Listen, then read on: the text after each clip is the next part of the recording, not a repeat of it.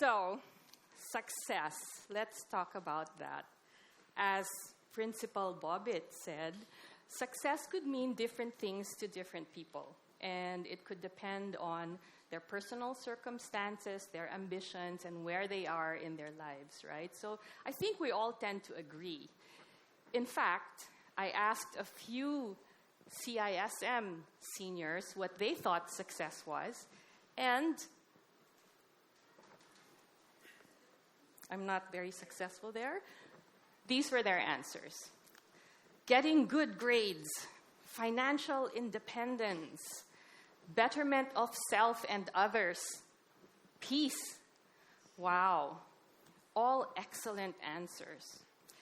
But if success means different things to different people, then what can we all use, or what can we have to help us along the way? You know, just like the previous speakers, I've had a journey as well. And I've had a wonderful career. And most of it was involved in setting up companies, you know, like startups. So going from 0 employees to thousands of employees. Going from no office, in fact, sometimes no desk, to fabulous-looking workplaces that are featured in magazines. I've been involved in transforming organizations, and I've also had the privilege to set up a charitable institution to help underprivileged children through education. And in all those years, having witnessed achievements and success, one thing I can tell you is that not one leader could have done it all by himself. And the secret to all of those achievements and all of that success is teamwork. I'm not having a lot of success here. Teamwork. So remember this. Collaboration is critical. How many of you have been in group projects? Raise your hand. Okay, almost everybody. So, have you ever experienced something like, you know, someone stands up and says, right, guys, so I'm the leader, and this is what we're going to do. I'm just going to do everything. You know why? Because I'm smart. I already know the answers. I already know how to do it. And besides, all of you are going to get A's just the same. I see some nodding heads, right? Or maybe some of you might have experienced someone going, I'm going to join this group. You know why? Because this guy, Santi, he's part of this group. And you know what? Him and this other guy, William, they're going to do everything. So me, I'm just going to sit back, chill, and do nothing because I'm going to get an A just the same, right? Well, in the business environment, leaders like that or teams like that don't actually go very far.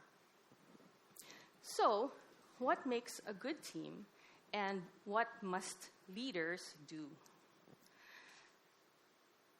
The role of a leader is actually quite complex, but it's not the leader's job to do everything himself.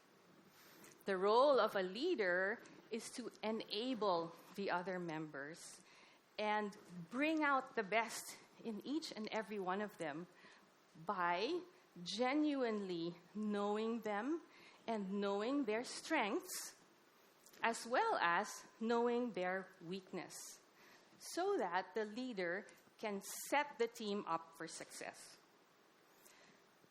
The leader must set the team up for success and must rally everyone to go in the same direction. Right? So how does he do this? Leaders must create an environment that is grounded on respect and trust, where all the team members feel safe where they feel they belong.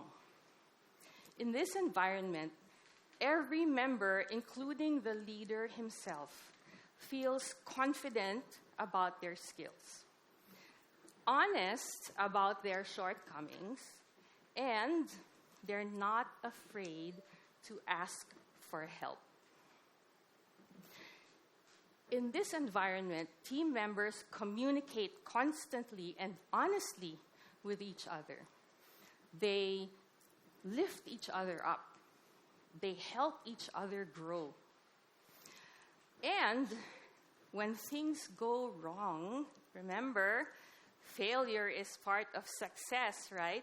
So when things go wrong and when the team fails, great teams stick together. They have each other's backs. And they collaborate so that they can navigate through their challenges just as well as they navigate through their achievements. Teams are able to navigate through their highs and lows because they're together. Teams who are not able to do this won't stand the test of time. They won't last. While teams who are able to collaborate are able to achieve, they're able to stay the course, and they will stand the test of time. This is the power of your GPS. Teamwork, because the ability of a team to achieve its multiple ambitions is far greater than the ability of a single individual. So, maybe one person can do an entire group project by himself, right? But that same person will not be able to motivate and mobilize thousands of people every single day. We all need a team. In my professional life, I've learned to lead two types of teams. One where I, as the leader, had a formal structure that says CEO, president, vice president, etc. And in that, I had a position of authority. But I also found myself in situations where I was a leader among other leaders.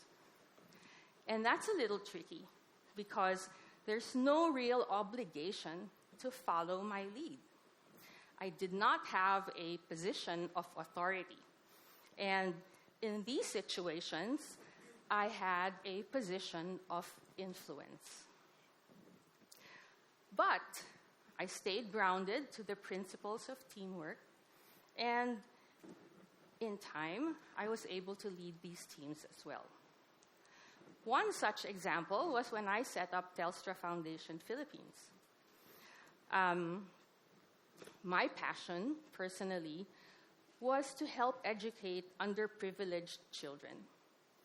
And especially I wanted to help those children who could not study, could not go to school because they were hungry. And I believed that they also deserved an education just like you and me. And they also deserved a chance to succeed in life, just like you and me. So what I wanted to do was a feeding program for malnourished children, and then I wanted to also help them with programs that had to do with math, reading, and science. My executive sponsor then, and my mentor, was very supportive, so he was able to raise the funds for me. But he had 3 conditions. He said, 1, you must be able to inspire others to follow your vision. 2, he said, you must have measurable results to show and prove your success. And 3, is actually a but. He said, but you cannot hire anybody. So I thought about that for a while, but I did set out to share the vision and the mission of Telstra Foundation to people within the organization who, like me, would be willing to volunteer their personal time and help these children in need. Of course, I was able to sign up a few people, and of course, there are also people who did not want to join, but that was okay. While I couldn't pay anybody, I could sign them up, and I started with a team. And as our team began to achieve our goals and we hit our milestones, that team influenced other people to join the foundation. So more people volunteered. And then that bigger team influenced others, and then influenced others, and we just kept influencing each other until before we knew it, we were doing so much. Not only were we feeding hundreds of children every single day at school, we also had math clubs, science club, art club, sports club, baking, sewing, and so much more. And in other places, we built schools, we painted classrooms, we fixed chairs. And I had to stop at one point because I realized that this team was now truly, truly making a difference to the lives of children in need. And so one day, after a hard day's work, we decided to take a group photo.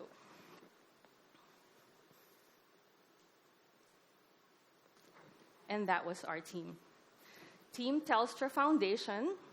Even the CEO flew over from Australia to volunteer. I obviously could not pay him, but he volunteered several times.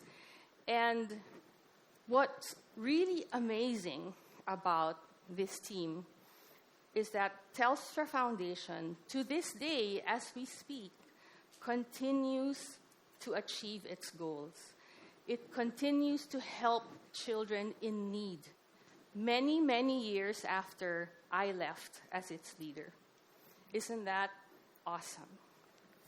This team has stood the test of time. As for me, I continue to evolve, and I'm inspired by yet another team. One that is based a little bit on authority, a little bit on influence, but mostly on care and affection. And that's my family. They're the ones who continue to help me try to become a better person every single day. The team who sticks with me through my struggles and through my achievements. As for you, your journey to success has already begun. And you have the power and the GPS to make this world a better place. That would be success. So go for it, and good luck to you all. Thank you.